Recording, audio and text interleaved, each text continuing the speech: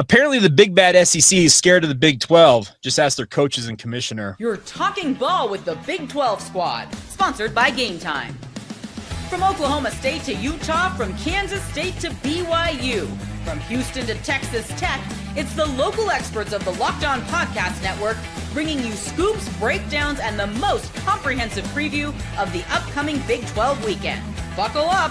It's the Big 12 squad, and we have a seat for you. No hurt feelings and thin skin allowed. Squad up. You're part of the Big 12 squad. Welcome into the Big 12 squad, everybody. I'm Jake Hatch, host of Locked On Cougars, filling in for some guy named Drake Toll, who is here in my hometown of Provo, but apparently can't show for the Big 12 squad. But nonetheless, we have got Parker Ainsworth of Locked On Cougs covering the Houston Cougars with us. Cody Stovall covering Oklahoma State with Locked On Oklahoma State. Derek Johnson, Locked On Jayhawks, covering the Kansas Jayhawks, Rock Chalk. And of course, my good friend, I call him my good friend because we are good friends, JT Whiskey of Locked On. Hopefully everybody out there is subscribed to each one of these shows. If you don't, as we like to say, help us keep our jobs. But guys, the SEC is scared of the Big 12, and it's evidenced by some of the comments we've already seen out of SEC media days this week. Yeah, if they weren't worried about the Big 12, they would probably do what they've done for, I don't know, the last 20 years, not mention the Big 12. It's kind of like the girlfriend situation, right? When you don't think somebody's hot, but you have to pretend that they are. That's exactly what the SEC is doing. The Big 12 clearly is doing some things that are ruffling some feathers. And the beauty of it all is Brett Yormark is taking the high road, and he's not taking all these unnecessary jabs. And that's my stance on it. If they weren't concerned about the rise of the Big 12, then they would probably keep their mouth shut. Well, this tells me that they have at least a little bit of trepidation when it comes to the rise of the Big 12.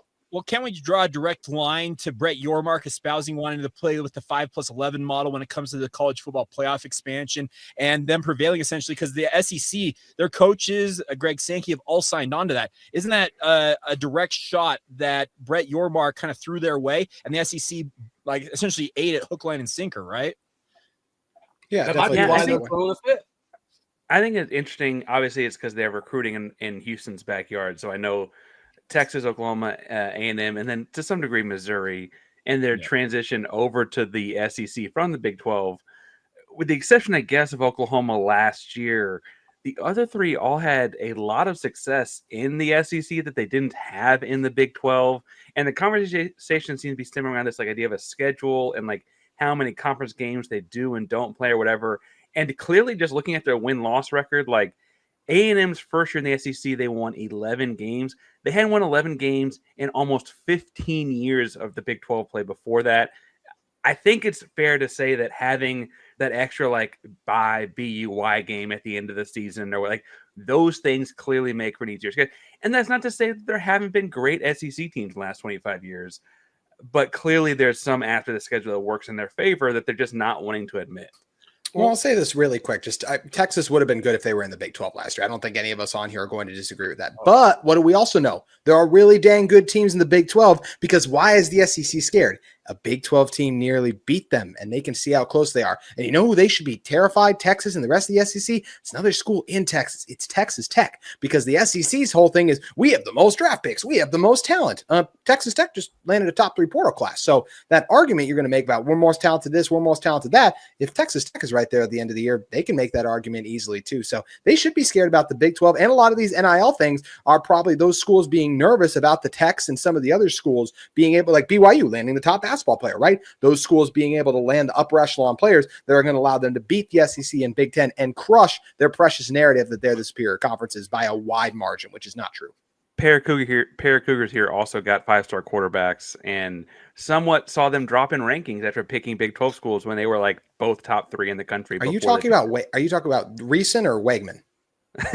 I'm talking about Henderson being a 5-star quarterback, and he was like number 1 in the state until he picked Houston, and then suddenly he's number 4 in the state or something because he picked Houston, right? Like there's no secret.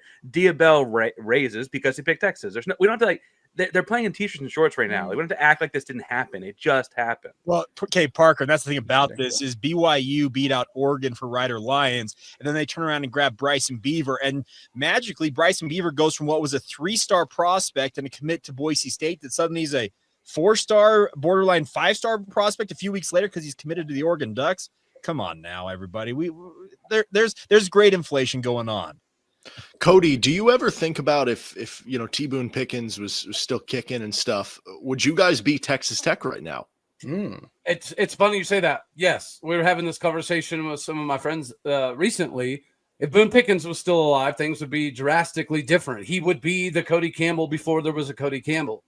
It's a wild time, that's for sure. Well, Cody, that's the thing about this is that had he been given the latitude that Cody Campbell has been given in this day and age of college athletics, I absolutely agree that a guy like T. Boone Pickens would have been happy to invest as heavily as a guy like Cody Campbell apparently is for Tech. He was kind of beholden to the rules at the time when he wasn't live. Yeah, went to facilities. Instead, they would have just went to paying players, and they would have had an insane roster. Here's the thing. It would have been facilities along with players, Derek. And that's the thing about this is we're looking at a new era, and there's investment that has to go across the board. But now that you can directly impact the talent that you can haul in to programs, BYU's benefited from obviously AJ DeBonsa in basketball, bringing in the likes of Ryder Lyons, Bot Mulatalo, the guys they brought in recently.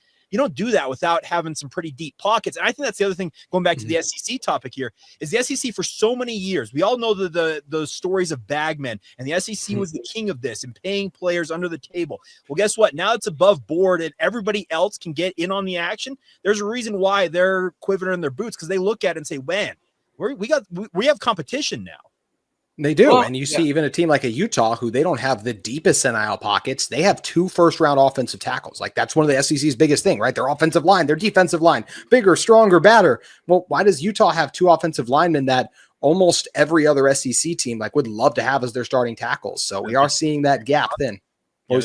Speaking of the SEC, how come we're not playing teams like, the deaf, dumb, blind, mute school in week 10? But the SEC is doing all of this posturing. Oh my God! But they fail. Those pauses had me worried there for a second. We're scheduling the Citadel, Mercer, and they're putting them, week 10, 11, 12, 13, late in the season ahead of rivalry games because it's a relative layup. And you mentioned it, Parker. It's a bye game. Yeah, well, it's a BUY and a BYE, even though it's an actual game counts on your schedule. And I want to give credit to Spencer. We don't give credit to Spencer a whole lot on this show, so I may get Spencer shout outs. But he said something I thought made a lot of sense, actually, and it was that part of the benefit is actually playing them in week 9, 10, 11, as opposed to week 2 or 3, when you kind of need a BYE bye week that late in the season for your body, right? Yeah. Whereas early in the season, it's kind of just an extension of camp, right? Correct. I think that was for all the things we could say about Spencer, I think that was fairly accurate point in laying out why it's important when you play that game, not just that you play that game. All right, you nailed it. That's all it is. It's an opportunity for their starters to get healthy and let their backups go win a game. That's all it is. Hey, I want Nick's opinion on this. Nick, go. True. It was great meeting Nick at Big 12 Media Day. He was the most talkative one of all of us. Hey, he's an absolute stud. There's no doubt about that. But the point is right there. It's good. It's well taken because you're right. You do need they call them body bag games for a reason, but it does allow you to put your backups into the game and let them win and get some experience. But while you're getting starters healthy for what they hope is a playoff run. So, I completely get the philosophy here. But I guess the question is, and we'll get this real quick from you guys, and before we step to other topics, should the Big 12 follow that same philosophy, or should they stick with what in BYU's experience, they're going to have a glorified scrimmage when they open the season on August 30th against Portland State? I think all the 4 power conferences, I'm sorry to butt in first, but I think all 4 should have a similar ideology in scheduling. I don't think that's that crazy a concept to be thrown out there either. Well, either everybody plays 9 conference games, or we all play the deaf, dumb, blind, and mute team, and we can't. Yeah, no, I would prefer everybody to be playing 9, but I don't think Big 12 can afford it. The TV rights deals that factors in that they're getting an extra. The SEC, they have all the big matchups that they're selling it to the TV, so it's it's unfortunate, but you're almost better off getting the SEC to come to where you are than going to where the SEC is. And I don't know. It would be possible. The KU guy that's all logical and analytical and practical. Dang it, Derek. in the Big 12 polo, I might add for our audio listeners. He's a businessman. Yeah. Well, okay, The so PR. Derek Johnson over getting his Chris Level on. I like it. yeah, so coming up next, we're going to talk about what's going on when it comes to the Big 12 kind of overall, because a number of us were at Big 12 Media Days. I got a couple of thoughts, and one of them involves what Cody and Derek just talked about. Maybe they should go to where the SEC is at versus the SEC coming to where the Big 12 is at. We'll explain next as we continue on right here on the Big 12 Squad. Today's show is brought to you by our friends over at FanDuel. Summer sports are in full swing. Whether you're all about baseball under the lights, golf on the green, or high-stakes soccer action, FanDuel is the best way to make every game more exciting. The best part is you're already following the action. Why not make it a little more thrilling and do it with our friends over at FanDuel? You can get in on the game while your friends are getting sunburned on the beach. It seems to be a pretty nice trade-off right there. The best part is when it comes to FanDuel, it's fast and easy to use. They pay out very quickly. It makes even regular season games feel like must-watch events no matter what the sport you're into. Whether you're placing a same-game parlay, watching a bet right in the ninth inning, FanDuel makes it feel like you are part of the action. So if you're new to FanDuel, new customers right now can bet just $5 and get $150 in bonus bets if your first bet wins. Simple as that. Put $5 down, you win $150 added to your account just like that. Open the FanDuel app today or visit FanDuel.com to get started. Once again, that's our friends over at FanDuel. All right, welcome back to the Big 12 Squad. Now, three of the people on this show were at Big 12 Media Days this past week. And Cody and Derek, you guys weren't there, but you brought up something that was discussed actually by Kalani Sitake. He brought up the point on the podium during a Big 12 coaches roundtable that he would like to see Big 12 teams play only Power 4 opponents. He said the 9 conference games, then play one from the SEC, one from the ACC, and one from the Big 10 to fill out your regular season schedule. Now, I've been thinking a lot about this, but you mentioned the point, Derek. I think it was you who said that the SEC, they're not going to ever move off that 8-game schedule. I'm actually of the opinion, kind of what you talked about, where you go to where the SEC is at, you have the 8 games, you play, 2 or 3 other P4 teams from the other conferences, and then you can mix in, if you want an FCS game or a G6 game, you mix that in. Your guys' thoughts on maybe that being the answer to juicing up the Big 12 schedule and their overall prowess? Well, I really liked Kalani's idea, honestly. I wish that we could go to that, but like you guys have already covered and said, the SEC probably isn't going to agree to that. And I'm also very torn, even though I say, like, hey, I would love it if Utah's non-conference schedule was just other P4 teams. I think that'd be great in the conference, especially if we copied like the NFL model where you just play like wherever other team you finished, and then like we figure out which teams are home and away. Like we could figure that out to make it fair. But at the end of the day, the SEC wouldn't agree to it. And also say this, like those games do serve a massive benefit for whether it's the FCS schools, the group of 5 schools, like they are good for the sport overall, even if just from a fan and even I'll say what we do a media perspective, I don't always like. I know the SEC loves their game against the Citadel from a media perspective of coverage. I don't like it when Utah's beating whatever team by 30 points. Like that's not fun. Yeah. I actually have a different take. So I want to hear Parker's first. Well, I was going to say that I think part of this is like the challenge of scheduling it so far out. Houston presently had to change some stuff up because they had Utah. They had Utah scheduled for future games actually, but then Utah joined the conference, so now they're not non-conference games anymore.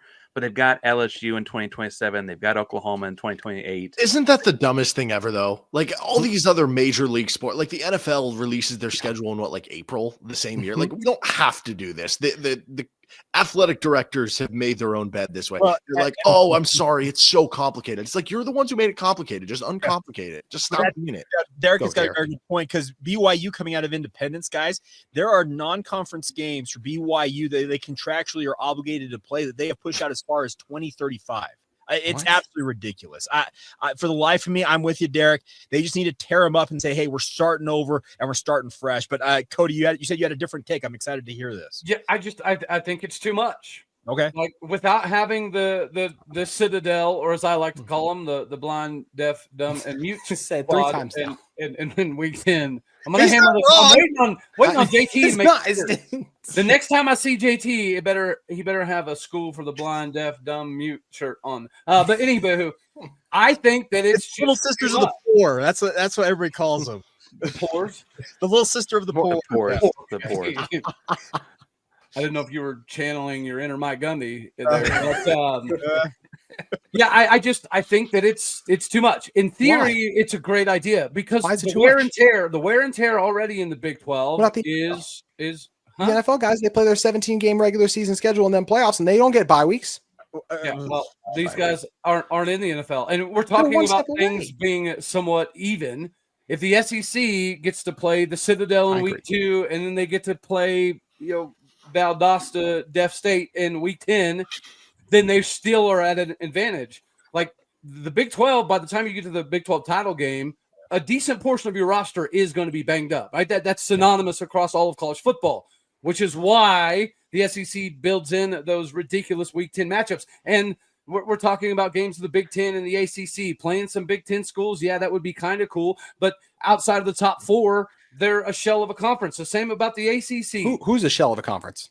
The Big 10. Yeah. A shell. Oh, a shell is strong. Outside the top 10. As the guys who they want to go to that conference so bad they would jump over everybody.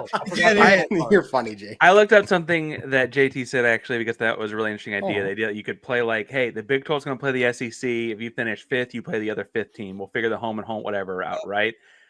Kansas State, I think we all think is going to be fairly strong this year. Derek might not admit it on air, right? No, I think they will. Yeah. Kansas State finished the same spot as South Carolina. I can tell you right now, I'm taking over whatever it is in Kansas State on that. Like I think Kansas State blows them out of the water. I don't think that's Lenore Sellers. That's a good team. Like I'm saying, Kansas State could win. That's a good game. Lenore Sellers and who though? That's the problem with South Carolina. Well, they got a good defensive lineman. Like we're not the SEC squad. We don't know these rosters in depth, guys. But obviously, if we ask the rest of the country, not just the SEC squad, a lot of those teams would go to South Carolina. And I don't think that's just conference bias. We are talking about a South Carolina team that just missed out on the playoff. You can say maybe they got the SEC prop up to be there, but they did win more games last year than a Kansas State even did. And I do think Shane Beamer's a good coach.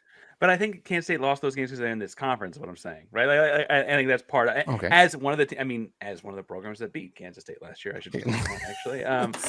He's flexing on. I'm like, we only have a couple of those. I need to celebrate when I can. Don't mention the other ones. Don't mention the other flexes. Parker. Keep going, Parker. Keep going. You're on a roll. I look at this and like, you know what, like. BYU finished second in the Big 12 after the conference title game, right? So they missed the title game. That's Georgia. Okay, like sorry, Jake, that's gonna be a tough game, right? I'm not saying it can't happen. I'm saying it's a tough game. Here's the thing: BYU fans want those. They want the smoke. I think they understand. They probably get smoked, but they want to play that type of game.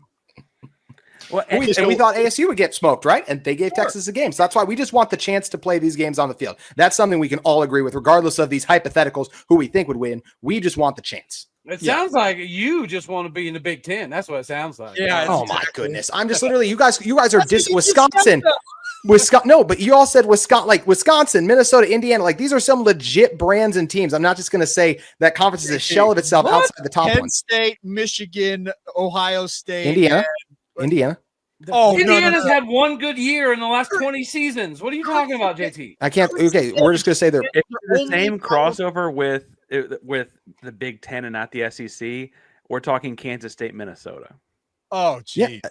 It's not a game. I would pick Kansas State, but I don't think that's a blowout. PJ Fleck's done a good job. 21 plus. I legitimately think it's like Kansas State, Minnesota, 21 plus. That's a good Minnesota defense. JT, and Fleck's a great coach, but Kansas State's better. What'd you say?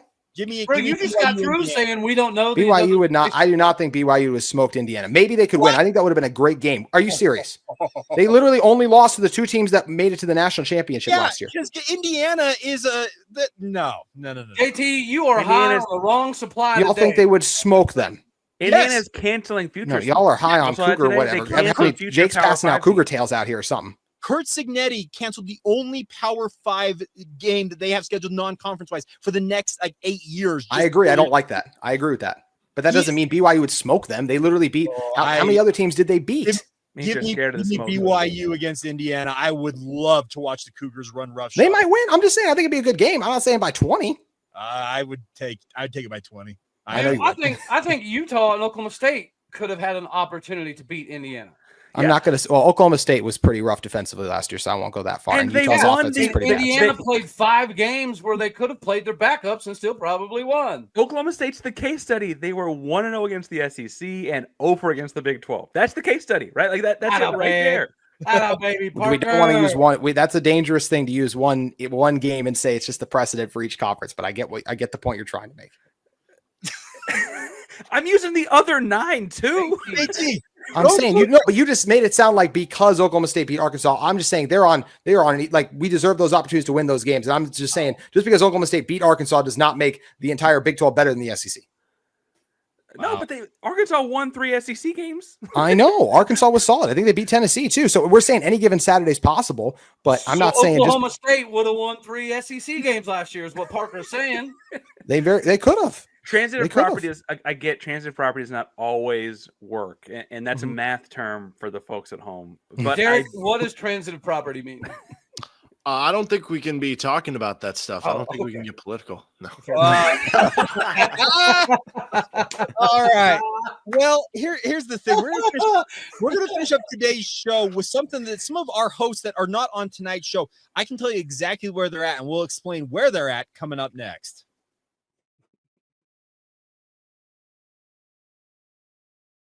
All right, so many of you noticed that Drake Toll is not here this evening. You've probably seen some, posts on social media this week of him hiking a certain mountain that has a certain letter on it near my hometown. Now, Explore Utah Valley is the tourism bureau for Utah Valley, and JT Wisterstill is going to roll over right now and just be. I can't believe we're giving BYU and Drake all this free pub. Like, what do I have to do to get even a fraction of this? But okay, we're also giving it to West Virginia, dude. So I don't know. Fair. Well, Mountaineer Paul deserves it. That's fine. Why don't you tell us how cool the SEC and Big Ten are, JT? That'll get you there. Yeah, that'll long help you. show.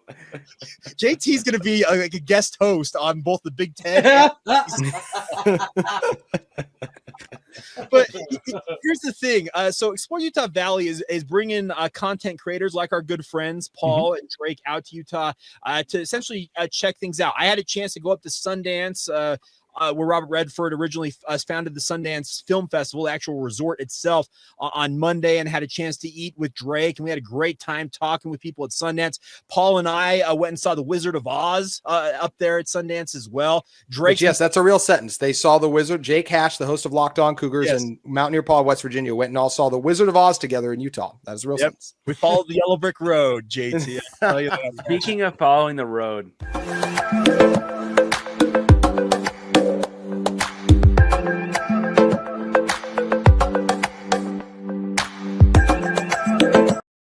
That's live in the road with Mountaineer Paul.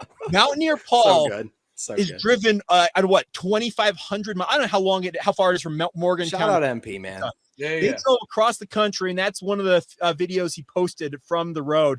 He is dedicated to come clear across the country. Had a great time catching up, and I think it's an interesting thing that BYU is trying to do. And I wanted your guys' thought on this kind of conference wide. BYU is trying to get a Big 12 fan bases when they come out here for away games to come out and check out what Provo's got in terms of food, scenery, activities to do. Why is this something that the other Big 12 schools and their local tourism boards should not be doing? That's a remarkable idea. And if Brett Yormark doesn't schedule Oklahoma State to go to Provo, Utah next year, I might have to throw punch him repeatedly in a phone booth. Cody, we need to get you out here regardless, dude. Yeah, they didn't want to bring OSU back because y'all scared the crap out of them last year. Well, they won, so that's what matters. Okay, I'm still pissed we don't get to see DeBonsa versus Peterson times 2 in Provo. Yes. Like, what the heck?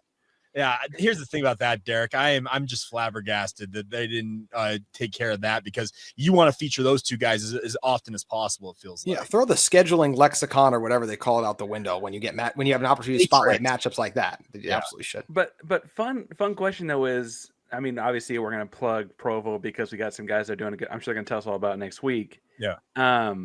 What is the best road trip for? I mean, obviously none of us was like. I'm not going to say Houston because I'm not. It's not a road trip for me. What's the best road trip?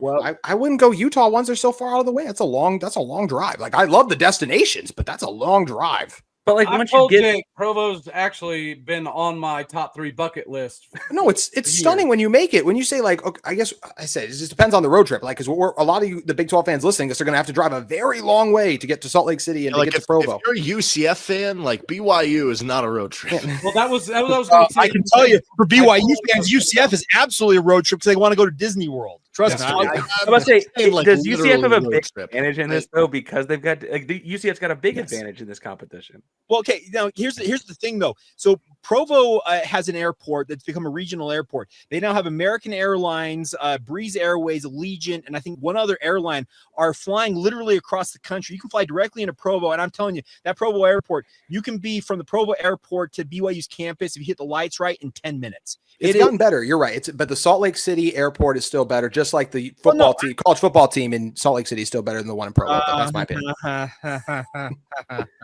But the games get better and worse depending on the year. Like the actual trip itself, I think is what we're talking about. I just want to experience the bounce house. Yes, UCF and the bounce house supposed to be dope. So I have been at the 50-yard line of the bounce house with literally nobody else around me. I happened to be down there. Actually, you remember the year that they went like 0-12 right before Scott Frost took over? Oh, yeah. My wife and I happened to be in Orlando. And we had time to kill before we had a flight home. So we drove over to UCF, went over to the football stadium. The gate was open, and I walked right out to the 50-yard line, took a picture, and literally nobody harassed me one bit. Had I done that in Provo, Utah, at LaVell Edwards Stadium, I would have been cited for trespassing. I can assure you of that. Yep. Now, but Derek, I want your thought on this because so BYU's first ever Big 12 game was in football was at Kansas, and I made that trip to Lawrence, flew into Kansas City, drove out, and I absolutely love that trip. But to Parker and Cody's point, I think every one of these destinations in the Big 12, we have a conference that has 8 relative newcomers in the past 2-3 years. They're all trying to kind of learn about these different schools. This should be something that I think BYU and the Utah Valley Tourism Board, I say Explore Utah Valley is their name. I think it's something that other Big 12 schools and their local community should consider doing because it's going to expose, I think, fan bases to give them extra pub in terms of, hey, you want to go to UCF. That's easy to go to Orlando, but you should go check out Lawrence. I had a great time going to Lawrence, and I think a lot of people would think, well, why do I want to go all the way out there? Yeah, I think in general, it's like you think college towns when you think of the Big 12. And I'm sure this applies for Cody too, but like when people think of Kansas, when people think of Oklahoma, when they think of Iowa, they think of just like the cornfields or the wheat fields or the plains. When you're at the actual college city, that's not at all the case. Like it is a very bustling town. You're not just like Kansas, University of Kansas actually built on a hill. It's Mount Gilead. So I learned that the hard way. I was walking all across campus and I was gassed by the time I finally actually got to the game. I didn't realize how hilly Kansas actually could be because I thought it was just flat. Yeah, no, exactly. I mean, pretty much outside of Lawrence, pretty much is. But like that's y'all are just y'all describing Lawrence. I'd be down to fly out there. If anyone from Lawrence Travel Commission, whatever is listening, I'm down. Oh, now JT wants free trips. So Mister, I want to go to the Big 10. Wants free trips to shortstop. I mean, Derek. Pull some strings, man. We do go. Well, actually, I'll be up there anyways to watch Lyric. So I'll just shut up. Is ASU the closest to Grand Canyon? Is that like yes? Yeah, Tempe be close to go to the Grand Canyon. Yes, but that's not really that close. I was trying to think of like what other big travel thing would be on the trip. Go to Tucson. Like I don't know. I mean, ASU has the beauty of if you go during like a November game, it's going to be warmer than most of the other spots outside of like UCF in the Big 12, right?